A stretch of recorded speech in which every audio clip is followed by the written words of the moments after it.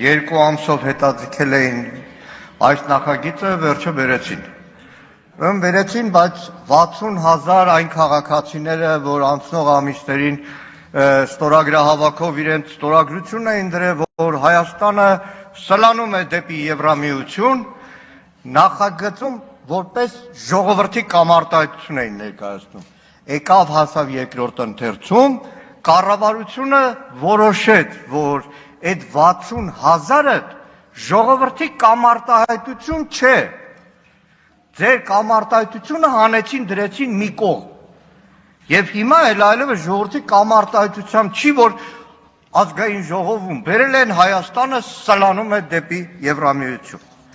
Երկրորդը, սիրելի հայրենակիցներ, Հայաստան խմբակցությունը չի մասնակցել այս հարցի քննարկմանը, որովհետև այն նախագիծը, որը բերել են, սա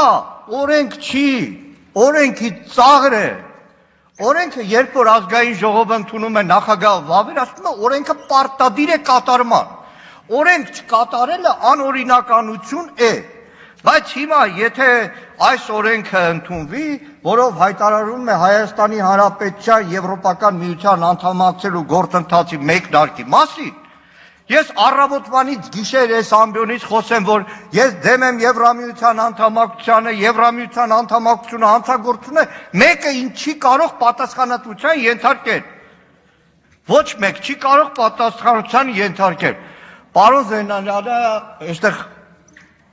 տոնական ասեց, այ Հայաստան Եվրամիություն այդ համատեղ խումբը ողջունել է։ Արմեն Գևորգյանը հարց է տվել, Եվրամիության որևէ պաշտոնյայից արձագանք եղել է։ Պարոն Զեյնալյան, այդ արձագանքները այդքան աղքատիկ էին, որ Երևանում համատեղ նիստի հայտարարությունից բացի